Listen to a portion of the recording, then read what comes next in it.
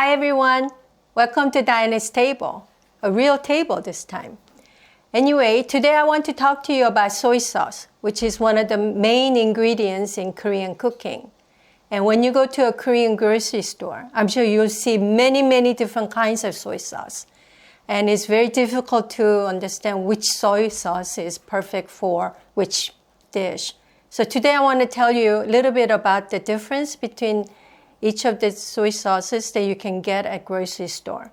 For example, I actually use Sempio soy sauce, but you can use Kikkomang or any other brand that you can find. But you will also find that there are so many different kinds. Like a regular soy sauce can have a number 501 or even 701. What is the difference? There is really not that much of a difference, except the fact that 701 is a little bit more expensive. So I would recommend that you get 501 as your basic soy sauce. This is something that you can use for everything, for stews, for soups, for stir frying, and all these things. Then we have Ganjang, which is a different kind of soy sauce, and this is really great when you're stir frying. And it has a little deeper taste and complex flavor. And then we can also get, of course, the green label, which is the low sodium soy sauce. But I'm going to also teach you how to make your own low sodium soy sauce today. Then we have what we call the Chozo Ganjang, which is a traditional Korean soy sauce. This is not as sweet as the other soy sauce, and it's really perfect for soups, and it's lighter in color as well. So you can use it for jjigae as well. Now, a lot of the brands are coming out with their own variations on soup base and sauce bases for your noodles and for your salad dressing. I usually use this for cold noodle. The blue one it actually says for cold noodle in the bottom. And there's, I don't know if you can see the difference, but there is one that's lighter. This one is for hot noodles, but it has a lot more dashi base to it. So you can use it for jjigae as well. I actually use these two a lot to stir fry vegetables and use it for salad dressing, many different kinds of recipes. But I'm going to teach you today how to use your store-bought soy sauce and add something to it to make it your own low sodium or even dashi-based soy sauce, and that you can use for different kinds of dishes that you want to make. So let's get started. So I'm going to show you how I make my own low sodium soy sauce. As I said, all you need is the regular soy sauce, and I'm using 501 here. And I use an equal amount of soy sauce, about 1 cup, and mirin, 1 cup, and about 2 pieces of sea kelp. Dry sea kelp, the size should be about the size of your palm, so about 2 pieces. I wiped it with wet towel just to clean it. So put that in. About 10 to 15 pieces of goji berry. You can get goji berry at your nearest health food store. So add that in. So you put this into the refrigerator for about a week. And then you can start to use this soy sauce as a base for bulgogi, for meat marinades, for fish marinades, all kinds of soy sauce base. And it's really wonderful because it already has all the flavors that you need. So you don't really need to add any other. It makes cooking very simple. So now we're going to make dashi-based soy sauce. This is really great for noodles and makes wonderful base for any kind of soup or liquid-based recipes. I'm going to turn the heat on first because I want to boil. Again, 1 cup of soy sauce, regular soy sauce, equal amount of mirin here, 2 pieces of sea kelp again. And here one thing that's different is I have shiitake mushrooms here. I've actually soaked the dried ones overnight, and so it's nice and soft. I'm going to put 5 of them into this. You're supposed to use 1 cup of dashi stock, but since we're going to be boiling it, I'm going to just add 1 cup of water with dashi stock packet. And I'll show you which kind of packet I use. So I'll just put all of it in. I'm going to let it boil. While it's boiling, I'll show you the kind of dashi pack that I use. I use this, actually, I have them sent from California. And these are really wonderful because it has perfect balance of taste, and it's really easy to use. And it doesn't have any preservatives or MSG, and they come like this in a little packet. So you just have to use this packet per probably 2 cups of water if you want it for soup, and for 1 packet per 1 cup of water if you're making a soy sauce base. You can actually even order them from Amazon.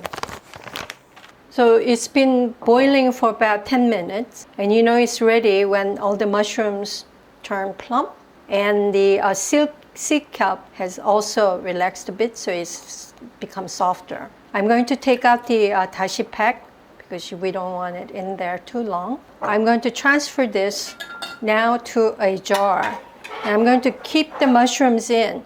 And in fact, you can use the mushrooms later for topping or even for galbijjim. We'll just leave it in here. This is actually should be enough for at least, to last you for a month. After it cools down, I usually put it in the refrigerator and use it whenever I need soy sauce for the soup base. Today, in preparation for making cold noodles, I actually put some of the soy sauce into a freezer. And let me show you. In a ice tray, I put the dashi soy sauce in the freezer for a couple hours. It hasn't really, become ice yet. But if you keep it overnight, it's really nice to keep it and use it for different kinds of cold base. And I'm going to use the cold soy sauce now to make cold noodles. And what I do is I would add an equal amount of cold water. And I'm going to use the same pot here. I'm going to use this soy sauce base. I will probably use only maybe 4 squares, but. So I'm going to take a cucumber that's been cleaned already. I usually clean the cucumber with very large grain salt first. Cut it into julienne pieces. I will cut it first into diagonal slices, cut into thin juliennes. Then next I'm going to use, this may be a little bit unfamiliar to you. These are baby chives. They're very nice and tender, and you can just eat it as it is. It makes really wonderful addition to any kind of cold noodles or even salads. Just maybe an inch in length. Here I have really beautiful small bell peppers or paprika. I love this purple color, so let's use purple today. Maybe 3 pieces. Cut these into thin juliennes. You want everything to sort of match the length and the style of all the vegetables together. Here I have eggs beaten with just a little bit of salt, and I pan fried it into very nice thin pieces like this. The way to cut it is you want to also match the size of the other vegetables. So I cut it into 3, slice it thinly again. I'm going to add pickled radish We call it 단무지 in Korean. It will add a little bit of a crunchiness and a sour taste to the noodles. And you want to julienne them again. I'm going to boil some Korean noodles. These are called somyeon, which means small noodles. They're almost like angel hair pasta. Very thin and easy to cook. They come like little bunches like this. We think that one bunch is for one person. So put it in there. One of the things about cooking Korean noodle is that you just leave it, the bubbles come up, you pour cold water to cool the water down, and you repeat that process for 3 times.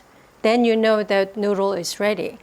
So see how now it's bubbling up? And I'm going to wait until it comes almost to the top. Okay, then add a little water and it goes down. Then wait again. You don't have to do anything. You just repeat this process. And the best way to tell whether it's ready is try it. Then one more time and it'll be ready. Of course, it's really up to you whether you like your noodle to be well cooked or al dente. I like mine to be a little bit overcooked for cold noodles and al dente for hot soup noodles. So the noodle is ready, so I'm going to transfer to the strainer here. Oh, it's going all over the place again. I want this to be going into a cold ice bath so that the noodle can be cold. Okay, I'm gonna turn it into. Now the key to keeping the noodle really nice and al dente is that you have to really wash it really well. And so you do this a couple times until the water is very clear. It looks really sort of complicated because I'm showing it to you on my table. Actually, this is a very simple process if you do it over your own sink. So the noodle is ready. I'm going to put the toppings and the sauce. One of the key to making it look very pretty is to put the sauce in first. And we made this before with dashi, soy sauce, and it's just mixed with water. Okay, I'm going to add a little bit to this. And then I'm going to put the toppings on. Be creative and use any kind of color combination or vegetable combination. Since it's summer, I think it's always so nice to have bright colors. And second variation I'm going to show you is how to make bi빔국수. I'm using the same sauce that I used to make calamari and cucumber salad. You can refer to my previous video. I like to mix it first, transfer to the bowl. Then I will put the toppings on it now. And this is kind of a fun thing to do because you can have all the toppings and your family and friends, they can just put whatever they like. Be creative about it, right? And then you want more sauce on top. So now we have 2 different kinds of cold noodles ready.